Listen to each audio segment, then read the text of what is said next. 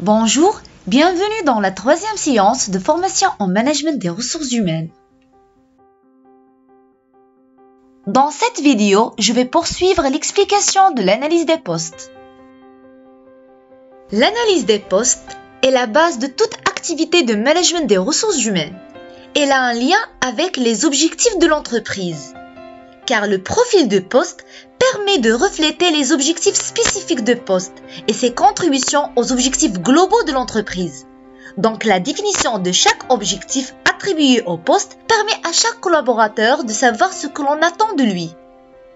Elle a aussi un lien avec la planification des ressources humaines, car l'analyse des postes permet de déterminer et planifier les catégories de main-d'œuvre nécessaires à accomplir des nouvelles tâches lorsqu'on aura des changements intérieurs à l'entreprise.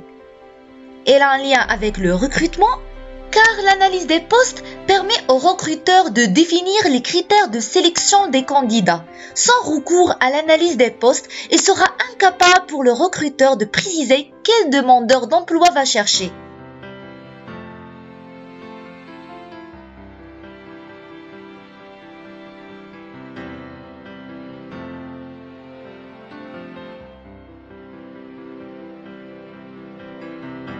L'analyse des postes sert également dans le cas de mutation, promotion, transfert, pour placer les ressources humaines dans les postes où ils ont les compétences nécessaires pour les occuper.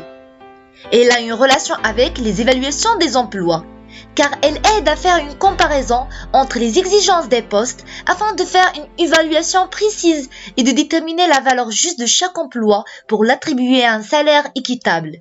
Elle a une relation avec la rémunération, car elle joue un rôle crucial dans la fixation des salaires, puisque l'analyse de poste est la première étape pour l'évaluation des emplois qui sert à déterminer la valeur de l'emploi et puis d'attribuer une rémunération à cet emploi. L'analyse des postes, elle a un lien avec la formation car elle permet à l'entreprise de détecter les besoins en formation et d'élaborer des plans de formation pour améliorer le rendement, la qualification et l'employabilité des collaborateurs et leur proposer une meilleure gestion de carrière. Elle a aussi une relation avec l'évaluation de performance. En comparant les exigences de poste issues de l'analyse de poste au rendement actuel des employés, l'entreprise se permet de faire une évaluation précise du travail.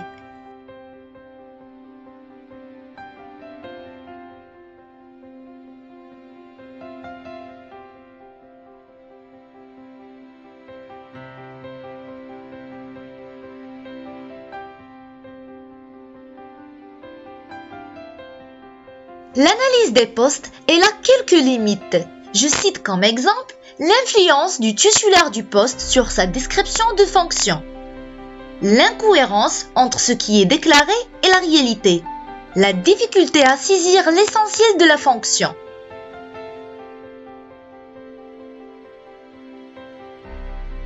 Autre limite, c'est que l'analyse de poste ne tient pas compte des aspects contextuels du travail comme le travail en équipe et des aspects comportementaux et relationnels.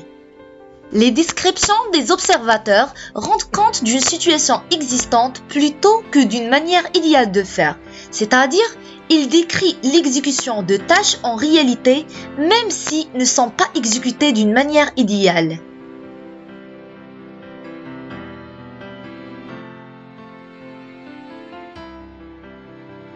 On passe maintenant à l'étude de cas. On a Temasa filiale du groupe Conert, sise au quartier industriel Route de Martil, présente depuis 1982 à Tétouan, spécialisée dans le textile. Dans le cadre de son développement, le responsable RH a demandé à son assistante d'élaborer une analyse de poste pour le poste d'assistante RH. Question 1. En tant qu'assistante RH, quelle méthode optez-vous pour cette analyse et pourquoi? Deuxième question.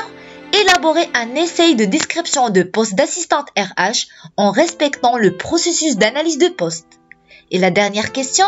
Établissez une fiche de poste d'assistante RH.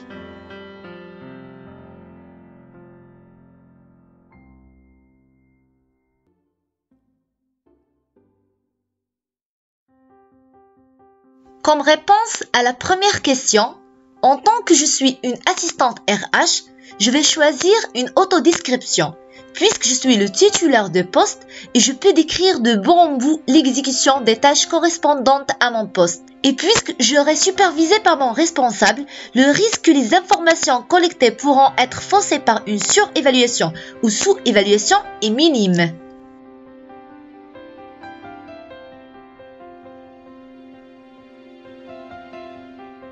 Maintenant, on passe à la réponse 2, la description du poste. Il contient 3 rubriques, l'identification, sommaire et tâches. Dans la case d'identification, on a le nom de l'organisation, c'est Temasa SA, titre de l'emploi, assistante RH, code d'emploi 7, service administratif et gestion du personnel, département ressources humaines, titre de l'emploi du supérieur immédiat, c'est le responsable ressources humaines, signé par le superviseur Monsieur X et approuvé par le directeur de service Monsieur X. Puis, le sommaire, c'est le résumé des tâches et missions effectuées par l'assistante RH. Dans notre cas, on a l'assistante RH occupe un poste administratif dans le service des ressources humaines.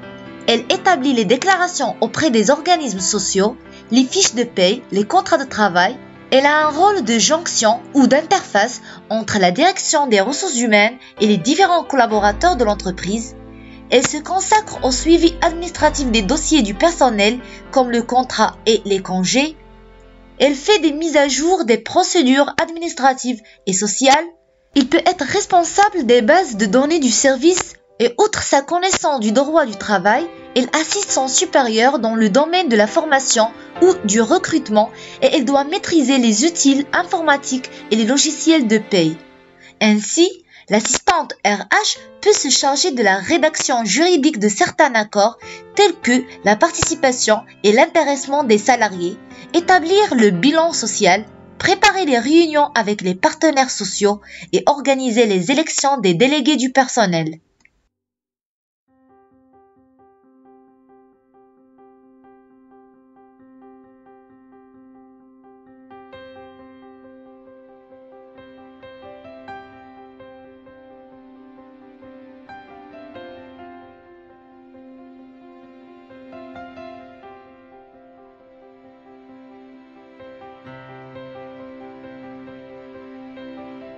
Et la dernière étape de la description du poste, c'est la définition des tâches et on consacre à chaque tâche un temps d'exécution.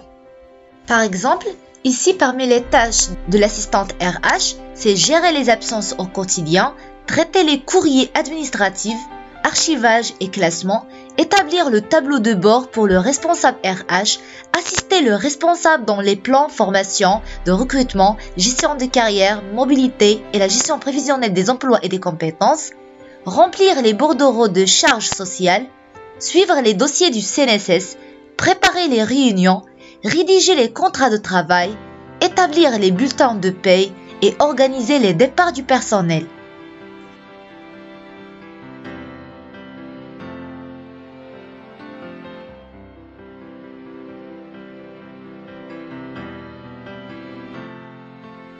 Réponse 3, c'est l'établissement de la fiche de poste.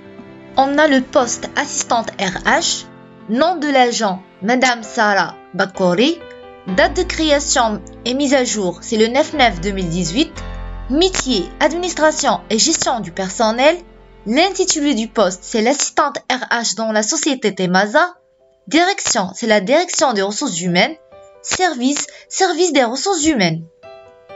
Et pour la case des missions, la mission de l'assistante RH consiste à prendre en charge la partie gestion administrative et opérationnelle du service ressources humaines ou de la fonction RH dans l'entreprise. La gestion opérationnelle du personnel consiste pour l'assistante RH à recruter les candidats non cadres, accueillir les nouveaux recrutés, gérer les compétences des salariés et mettre en œuvre des plans de formation. Et la gestion administrative de l'assistante RH a pour objet de gérer la paie, régler les cotisations, vérifier les entrées et sorties des salariés, établir le suivi maladie avec les organismes de sécurité sociale. Ces responsabilités varient selon la taille de l'entreprise.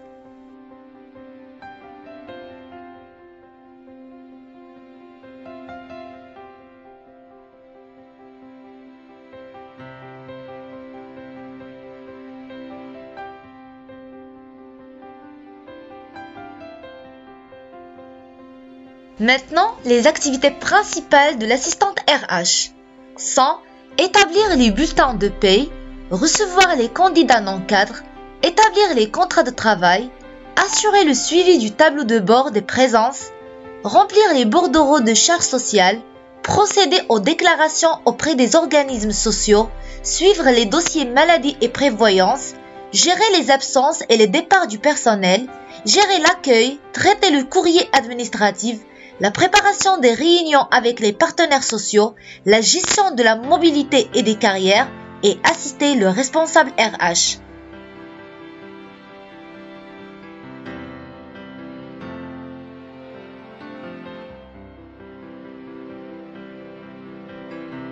La fiche de poste contient des relations hiérarchiques et des relations fonctionnelles. Dans notre cas, l'assistante RH a des relations hiérarchiques avec le responsable ressources humaines et le directeur ressources humaines, et des relations fonctionnelles internes avec le responsable ressources humaines et avec l'ensemble du personnel de la société, et des relations fonctionnelles externes avec les organismes sociaux. On trouve aussi dans la fiche de poste des informations concernant le profil de recrutement. Ici, dans notre cas, il faut avoir comme niveau d'études une licence fondamentale en sciences économiques et gestion ou bien un diplôme en technique d'assistante RH, et aussi pour les titulaires du master en management des ressources humaines, en tant qu'ils sont des débutants, le poste d'assistante RH est un poste idéal pour démarrer leur carrière professionnelle. Aussi, on trouve dans la fiche de poste les compétences requises. Donc, l'assistante RH doit avoir comme savoir des connaissances en management des ressources humaines. Et comme savoir-faire, elle doit maîtriser des logiciels de GRH, des outils d'informatique et de maîtriser la gestion de paye. Et elle doit avoir des savoirs en droit du travail et en droit administratif, des connaissances en droit social, et elle doit avoir des capacités d'analyse et de synthèse. Et comme savoir-être, elle doit être rigoureuse, bien organisée, discrète.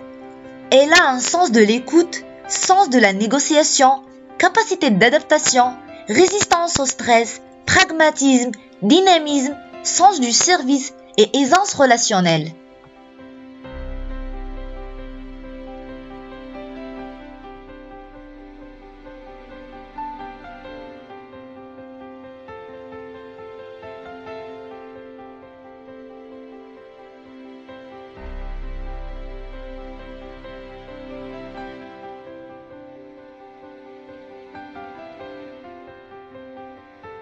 Ce qu'il faut retenir de cette vidéo, c'est que l'analyse des postes est une procédure qui fait partie des tâches administratives d'une entreprise et qui consiste à déterminer les responsabilités, les obligations et les exigences des postes, ainsi que le profil du titulaire du poste qui va répondre aux attentes de cet emploi.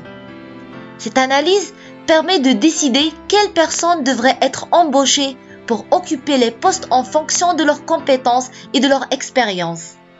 Elle permet aussi de faciliter la classification des emplois dans l'entreprise, ainsi que elle contribue à la fixation d'une rémunération équitable. Grâce à cette procédure, on peut identifier le besoin de l'entreprise en personnel et on peut réaliser une planification ressources humaines optimale. En réalisant une analyse précise des postes, l'entreprise parvient à améliorer sa gestion des ressources humaines, puisque l'analyse des postes ayant une relation avec toutes les activités RH. Puisqu'il y a un risque de subjectivité du résultat de l'analyse, l'analyste doit bien choisir sa méthode d'analyse, afin que son évaluation tende vers l'objectivité. Surtout que l'analyse des postes, c'est la pierre angulaire qui se base sur elle les autres activités de management des ressources humaines.